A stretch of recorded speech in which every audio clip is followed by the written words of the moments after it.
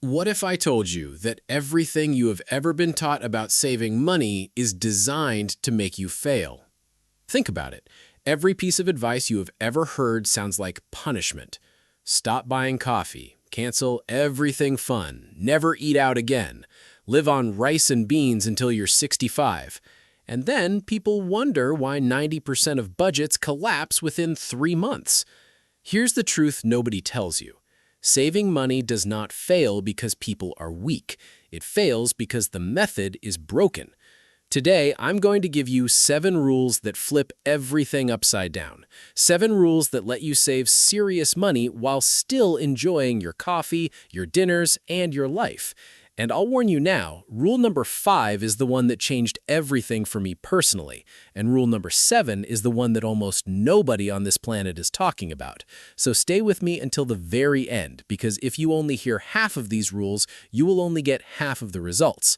Welcome to the channel, and if you're new here, this is where we talk about money the way it actually works in real life, not the way it works in textbooks. Today's topic is one of the most requested ones ever, how to save money without feeling miserable. And I promise you, by the end of this video, you will never look at saving the same way again. If that sounds like something worth having, take 1 second right now and hit that subscribe button, because every week I break down the money secrets that nobody taught us in school. Let's start with the biggest lie in personal finance. The lie is this: saving money requires suffering. We've all absorbed this idea from somewhere, maybe from our parents, maybe from finance gurus yelling at us about lattes, maybe from that one friend who saves half his income and never leaves his house. Somewhere along the way, we learned that there are 2 kinds of people: people who enjoy life and stay broke, and people who live like monks and get rich. And because most of us, quite reasonably, do not want to spend the next 30 years being miserable, we choose enjoyment, we choose spending, and we tell ourselves we'll figure out the saving thing later. Later never comes. But here's what the research actually shows. The people who successfully save money long-term are not the most disciplined people. They're not the ones with iron willpower who resist every temptation. They're the ones who designed their lives so that saving happens without willpower at all. Read that again. The best savers in the world are not fighting temptation every day. They removed the fight entirely. And that's exactly what these 7 rules are going to do for you. Rule number 1. Pay yourself first before you see a single dollar.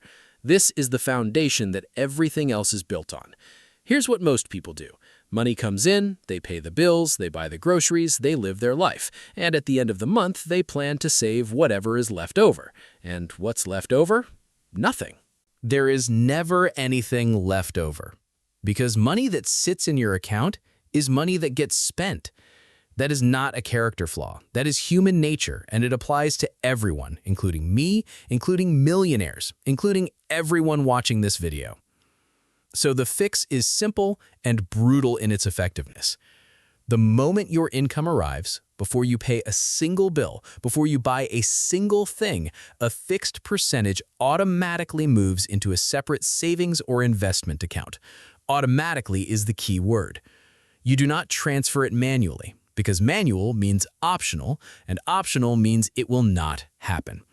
You set up an automatic transfer for the day after your paycheck lands, and the money disappears before your brain even registers that it existed.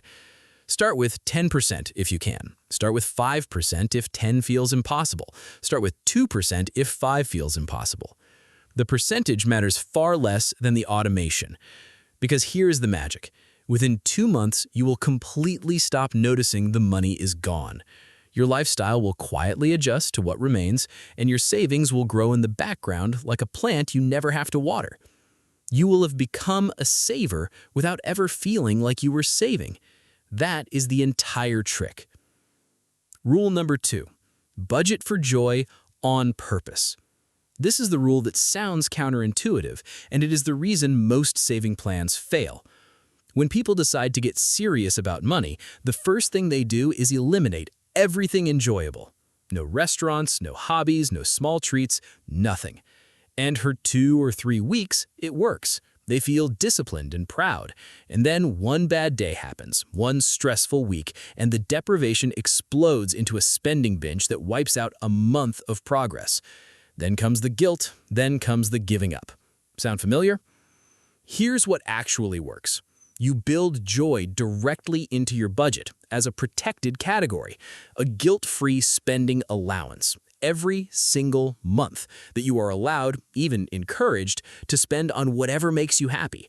Coffee, games, dinners, hobbies, whatever it is. The amount depends on your income, but the principle never changes. When joy is planned, it stops being a threat to your finances. You are no longer white-knuckling your way through life resisting every pleasure. You are simply spending from a designated jar instead of leaking money everywhere randomly. Deprivation always loses eventually. Design always wins. A budget with zero fun in it is not a budget, it's a countdown to failure. Rule number 3. Cut ruthlessly on what you do not care about, so you can spend shamelessly on what you do. This rule comes from a simple observation. Most people are financially mediocre at everything. They spend a medium amount on housing they feel medium about, a medium amount on subscriptions they barely use, a medium amount on clothes they don't love, and a medium amount on the things they truly enjoy. The result is a life that costs a fortune and satisfies nobody. Wealthy savers do the opposite. They identify the 2 or 3 things in life that genuinely bring them happiness, and they spend on those without guilt. And then they cut everything else to the bone without a second thought. Maybe you love travel but do not care about cars, then drive an old car and fly to a new country every year. Maybe you love great food but do not care about fashion, then wear simple clothes and eat like royalty. The misery in saving does not come from spending less. It comes from spending less on things you love, but cutting things you never really cared about, you won't even notice. Go through your last 3 months of spending and mark every purchase as either "this genuinely made my life better" or "I barely remember this." Then delete the second category from your future. That single exercise can free up hundreds of dollars a month with zero pain. Rule number 4. Make savings invisible and spending visible. Our entire financial world is engineered backwards. Spending has become invisible. You tap a card, you click one button, your subscription renews silently, and money leaves your life without you ever feeling it. Meanwhile, saving is manual, effortful, and visible. This is exactly backwards, so we're going to reverse it. First, make your savings invisible. Your savings account should not be attached to your daily banking app. Open it at a completely different bank, one you don't have an app for, one that takes 2 days to transfer money out of. Out of sight is genuinely out of mind, and in this case, that's a superpower. Money you don't see is money you don't spend. Second, make your spending visible again. Once a week, spend 10 minutes looking at every transaction from the past 7 days. Not to punish yourself, just to see it. Awareness alone changes behavior. Studies show that people who simply track their spending without any other changes reduce it automatically because the invisible leaks suddenly become visible. And for purchases that tempt you, use the 72-hour rule. Anything you want that's not essential goes on a list, and you wait 72 hours. If you still want it after 3 days, buy it guilt-free. You'll be shocked how many things you completely forget about by day 2. That's not sacrifice, that's just letting the marketing wear off. Rule number 5. Save your raises, not your current income. This is the rule I mentioned at the beginning, and I genuinely believe it is the most painless wealth-building trick that exists. Here's the problem it solves. Cutting your current lifestyle hurts. Going backwards feels like loss, and human beings hate loss more than almost anything. So instead of shrinking your life, we're going to freeze it. From this day forward, every raise, every bonus, every side income, every unexpected windfall gets split. Half of it, at minimum, goes directly to savings and investments before you ever adjust your lifestyle. The other half you are free to enjoy. Think about what this means. You never have to cut anything. You never feel deprived because your lifestyle never goes backwards. It just grows slower. Your income. If you get a $300 monthly raise, 150 gets automated into investments, and 150 makes your life better. You feel richer and you get richer at the same time. Most people do the opposite. Every raise gets absorbed into a bigger lifestyle within 90 days, which is why people earning six figures still live paycheck to paycheck. Lifestyle inflation is the silent killer of wealth, and this one rule completely disarms it, while feeling like you are sacrificing nothing. Over a career, this single habit can be the difference between retiring comfortably and never retiring at all. Rule number 6, give every saved dollar a name and a face. Here's a question. Why is it so easy to spend and so hard to save? Because spending is concrete and saving is abstract. When you buy a pizza, your brain gets pizza. When you save $50, your brain gets a slightly different number on a screen. Numbers on screens do not excite the human brain. So we're going to fix that by giving your savings an identity. Do not have one vague savings account. Have named accounts with real goals. Not savings, but Japan trip 2026. Not emergency fund, but the never panic fund. Not investments, but freedom at 55. Most banks let you create multiple sub-accounts with custom names, and this tiny change rewires your motivation completely. Suddenly, skipping a purchase is not deprivation, it's choosing Japan over a gadget you will forget in a week. Saving stops being about saying no to things and becomes about saying yes to bigger things. And watch what happens psychologically. When your never panic fund hits its first $1,000, you will feel something most people never feel about money. Pride instead of anxiety, progress instead of guilt. That feeling is addictive in the best possible way, and it's what keeps this whole system running for decades instead of weeks.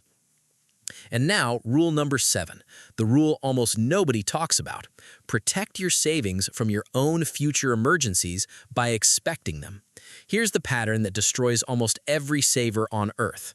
They save diligently for 4 months, then the car breaks down, or the phone dies, or a medical bill appears, and they drain their savings to cover it. And then they say the most damaging sentence in personal finance. What's the point? Something always comes up. And they quit. But listen carefully. Something always coming up is not bad luck. It's a mathematical certainty. Cars break, phones die, teeth need dentists. These are not emergencies, they're irregular but inevitable expenses. And the only reason they destroy your savings is that you pretended they wouldn't happen. So the 7th rule is this: alongside your real savings, you build a separate buffer fund specifically for life happening. Every month, a small automatic amount flows into it. When the car breaks, the money is already there, waiting, expected. Your real savings never get touched, your progress never resets, and most importantly, your motivation never dies. The difference between people who save for 4 months and people who save for 40 years is not discipline. It is that the 40-year savers stopped being surprised by surprises. When you expect the unexpected, nothing can knock you off the path. That is the final piece, and it is the one that makes all the other rules permanent. So let's bring it all together. Pay yourself first automatically, so saving requires zero willpower. Budget for joy on purpose, so deprivation never builds up and explodes. Cut ruthlessly what you do not care about and spend proudly on what you love. Make saving invisible and spending visible so your environment works for you instead of against you. Save half of every raise so you grow wealthy without ever going backwards. Give every dollar a name and a mission so saving feels like winning instead of losing. And expect the unexpected so no surprise can ever break your streak. None of these rules require suffering. None of them require a bigger income. They require one decision. The decision to stop fighting your own psychology and start designing around it. 6 months from now, you could be someone with growing accounts, falling stress, and a life that honestly feels more enjoyable than the one you have today. Because nothing kills joy faster than money anxiety, and nothing builds calm deeper than watching your own freedom grow every single month. Now I want to hear from you, and I mean this genuinely because I read every comment on this channel. Which of these 7 rules hit you the hardest?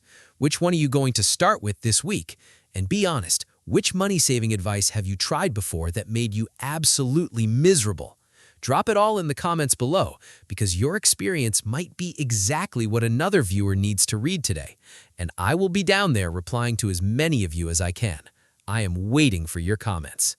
If this video gave you even one idea that could change your financial future, share it with one person in your life who is tired of feeling broke, because nobody escapes a trap they cannot see. And if you haven't already, subscribe to the channel and turn on notifications, because next week I am breaking down the exact spending habits that keep middle-class families stuck forever. And I promise you, you will recognize at least 3 of them in your own life. Saving money was never supposed to hurt. Now you know how to do it right. I'll see you in the next one.